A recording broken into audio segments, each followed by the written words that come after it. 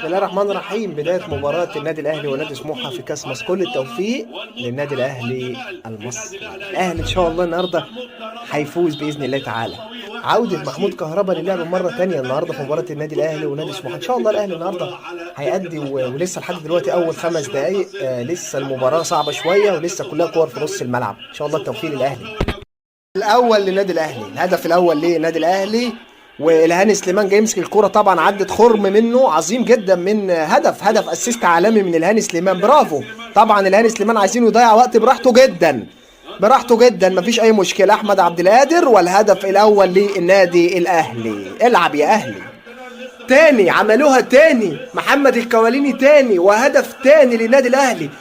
كهربا والهاني سليمان تاني. لا الهاني سليمان النهارده عامل شغل جامد جدا معانا. الهاني سليمان رائع النهارده.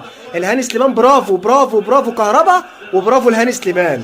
وطبعا صاحب الهدف حمدي فتحي. 2 الاهلي 0 سموحه. ولسه المباراه مستمره. خروج الهاني سليمان يا اخوانا.